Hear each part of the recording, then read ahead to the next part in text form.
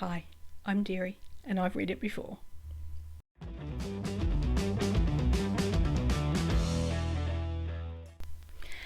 I'm back to talk some more about Discworld.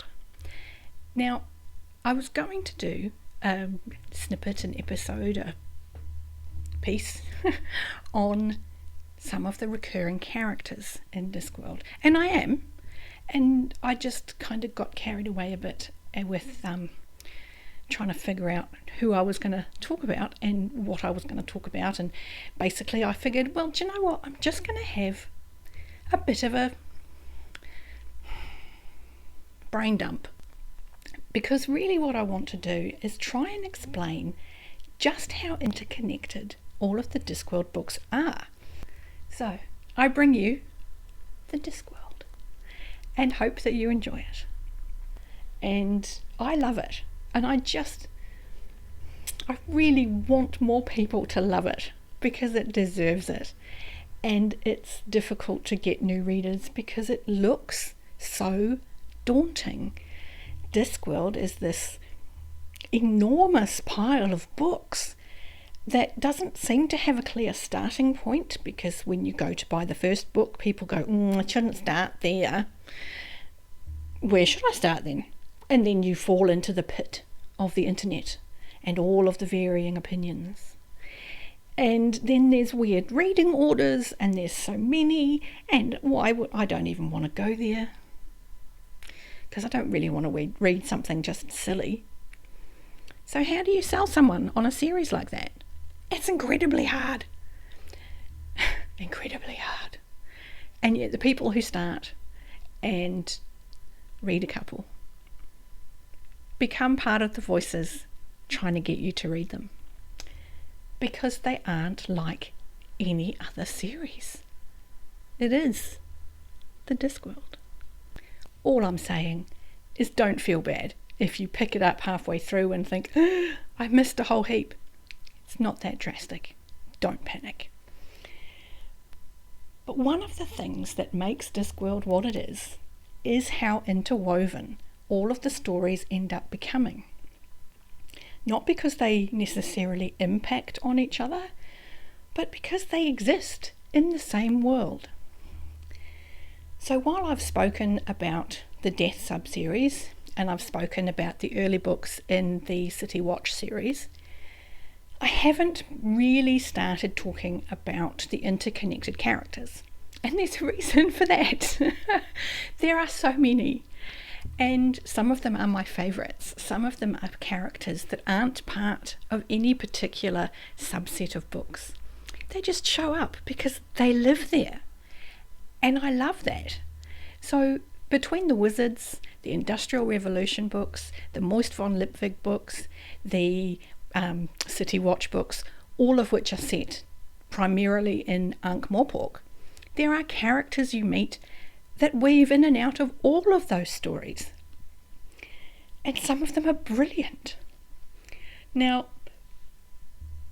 one of them is a talking dog.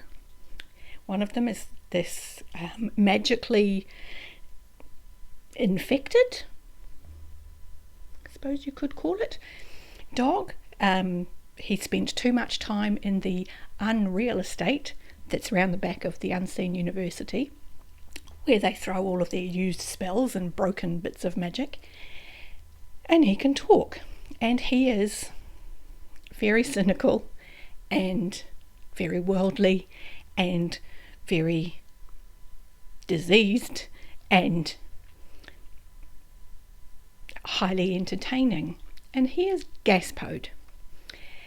Gaspode you meet for the very first time in Moving Pictures. Gaspode makes an appearance in Men at Arms and in he also ends up living, coexisting with the Canton Crew, and they are some of my favourite characters in the Discworld because they're so mental, and they are a group of beggars, but they're so low in social strata that not even the Beggars Guild wants them. Because let's face it, even beggars want somebody to look down on. And the Canton Crew live beneath the Misbegot Bridge in Ankh Morpork. And it's made up of a handful of some genuine characters. One of them is Foul Old Ron. And he's called Foul Old Ron because he stinks.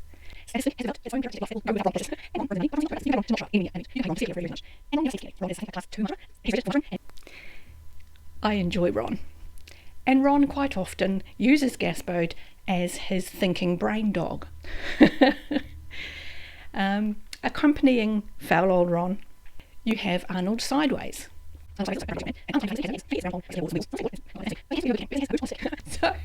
And he can be quite violent, Arnold Sideways. You have altogether Andrews. Andrews is a very poor soul, and his person is inhabited by 8 personalities, none of whom are called Andrew. And you have Duckman, because despite being quite an ordinary looking chap with no apparent brain injuries or mental insufficiencies, he has a duck on his head. Is CMOT Dibbler. And I was going to write it down and I forgot, but his real name does actually have those initials, CMOT, and the only 2 I can remember are Claude and Maximilian. Early in his hot sausage in a bun selling career, someone says, cut my own throat, Dibbler, because, street vendors. Cut my own throat, Dibbler. He is a purveyor of merchandise, and he's remarkably good at sales. Sadly, he's not very good at judging trends in the market.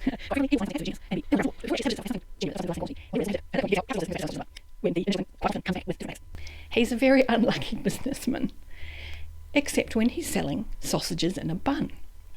His sausages are of dubious isn't the word, questionable is possibly the right word, questionable origin, and are genuinely not recommended for. In one of the books, a measure of the sensitivity was yes, hand, the crowd made some sausages. Well, clearly things around hand. Now, the Patrician, Lord Veterinary, he shows up pretty much all of the Ankh Morpork books. It kind of can't. They kind of can't exist without him, because he is very much the heart of the city. He has his finger on the pulse, as it were, and as a graduate of the Assassin's School, he's quite willing to squeeze.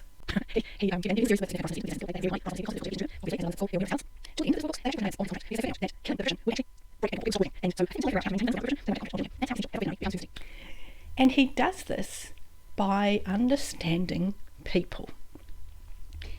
He understands some very key individuals within his city. He has spies all over the place. It's indicated. There is a word here. It's inferred, that's the one, very early on, that he's able to communicate with rats. Probably rats who have also been created in university with higher average intelligence.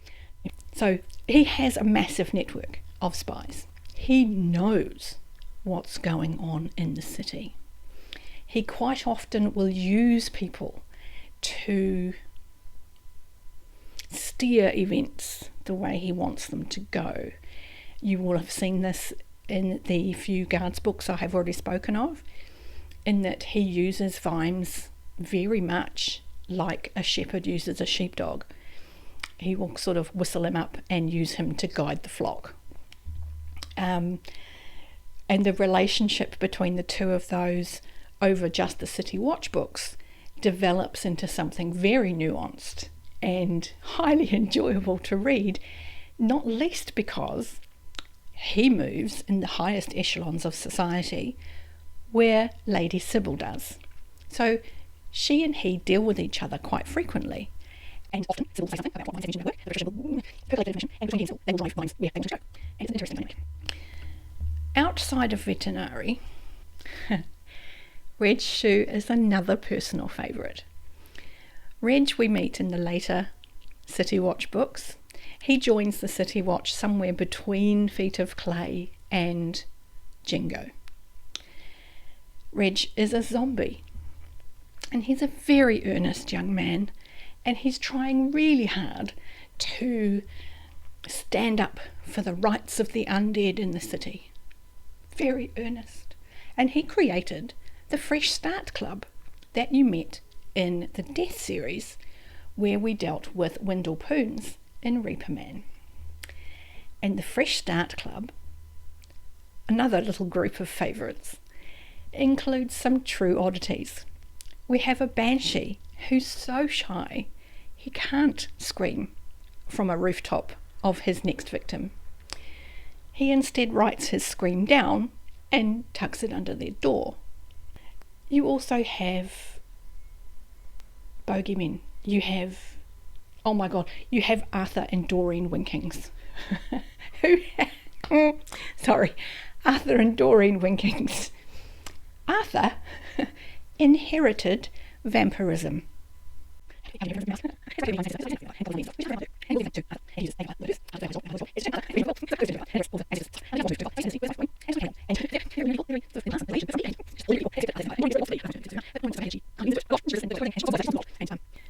I have a soft spot for them. I think they're quite darling. And those are some of the people in the city that you see a lot. And the city plays a big part. And I've mentioned this before. Ankh Morpork is an entity of itself in Discworld. And there are so many places in Ankh Morpork that you get to know because they're visited by various different people. There is a club, well, not really a club, there is a bar called Beers, and its barman is called Igor, but he's not an Igor. I'll talk about Igors in a second. The barman Igor is quite an odd character. We don't ever really learn a lot about the Beers Igor, but he's very aware of the supernatural community because that's who drinks at Beers. Susan visits Beers quite often, and Angua visits Beers every now and then, because sometimes she just has to acknowledge that she's not human and she doesn't really fit in. Also, there's places like the Mended Drum. The Mended Drum began its life on Discworld as a hub for warriors and heroes and adventurers, the kind of place you would start a D&D campaign. And over the period of the stories, it became almost touristy, in that the guaranteed bar brawl sometimes was choreographed, and by the end of the series, those choreographed fights, each team had their own actual Igor to help reattach any severed limbs. Please remember to tattoo your name on them, otherwise you could get anybody's. And so the Mended Drum goes through an arc all of its own. It began its life with Detritus the Troll as a splatterer, because they don't bounce people. Trolls are a little bit more forceful. As well as the Mended Drum, you have places like the Opera House. The Opera House shows up in a number of stories. You have places like the Alchemists Guild. And the Alchemist Guild is usually in a steady rotation of being rebuilt. Oddly enough, next door is the Gambling Guild, because that's just how the Discworld works. The Assassins Guild backs onto the Fools Guild, an oddity that gives a little bit of substance to the story of Men-at-Arms. Now, I keep circling around to Igor. Where to start with Igor? Igor or rather the Igors, are a clan of people from Uberwald. They're all called Igor to prevent confusion. And when they say, oh, he's got his grandfather's eyes, they're not being metaphorical. He actually will have his grandfather's eyes. They are, by nature, amazing surgeons. By habit, they end up being servants to oddballs, crazy people. And you have very traditional Igors who will walk with the limp and can't converse without a lisp, which can make reading Igor a bit tricky. Any Igor. Sometimes you look at a word and you actually have to lisp it to yourself to understand what the word is. Some of the younger Igors don't go in for that quite so much. But without any confusion at all male Igors are a quilt of bits from various relatives and people. They can be a bit gruesome. Oddly, the lady Igorinas are apparently incredibly beautiful, because let's face it, if your culture is based on surgery, you are going to be perfect. However, in a nod toward their lineage, they will often have a discreet scar, perhaps a small scar on the cheek, or maybe a small one, just a small scar somewhere that will indicate that they are, in fact, of the clan of Igors.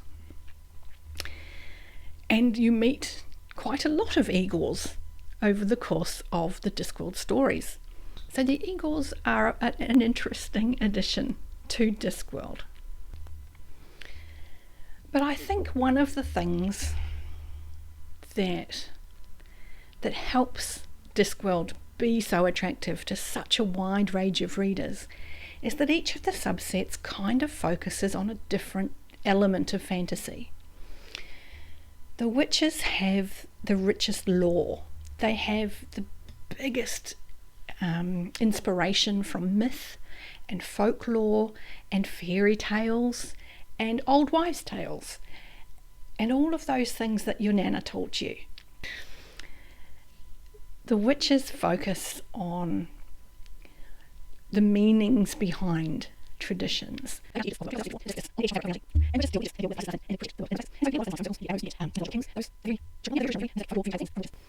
From death, you get a very philosophical look. From death, you're questioning a lot of the meaning of life, a lot of the meaning of soul, a lot of the meaning of what does it all mean. With the wizards, it's very much a...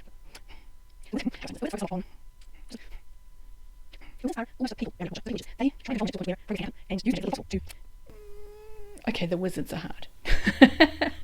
Describing what the wizards are doing is hard. They have a place. They're explorers of the mind. And they actually show up more in other books than in their own.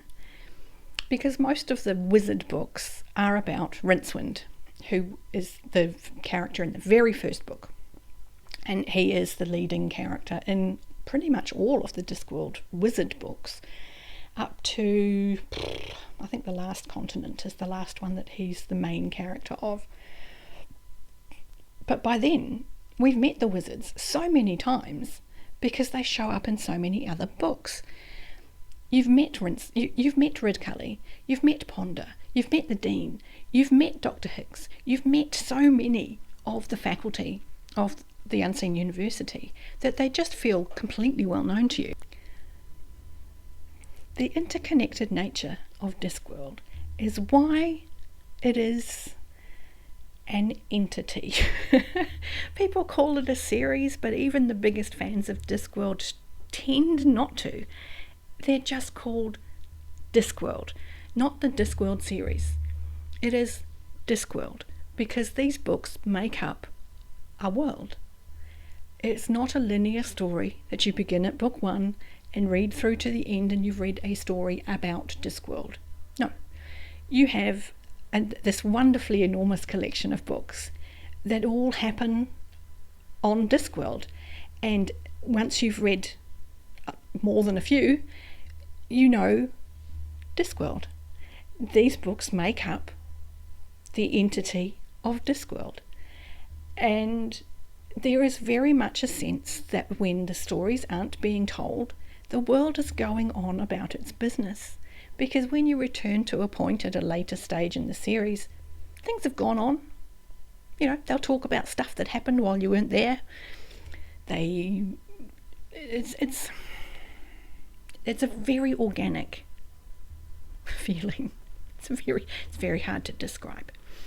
What makes the Discworld books so unique? I struggle to compare it to anything, and I always have, and it would be lovely one day if something else came along that was similar enough that I could have 2 fabulous series. At the moment, it doesn't look likely, so it's a separate thing to my fantasy reading. I have favourite fantasy series, but I can't put Discworld up against those series because they're so very different. It's not even like comparing apples with oranges. It's like comparing apples to screwdrivers. They're just so vastly different that trying to keep them in the same realm to compare them is ultimately just an exercise in futility. Right.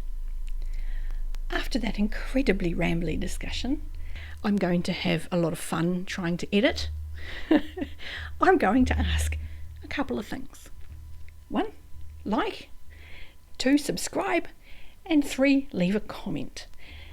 And in this instance, because of the nature of this video being entirely rambly and pointless, what are your thoughts? I'm going to love you and leave you. Have a great week. I will be back next time talking about the next entry in the City Watch series, Jingo.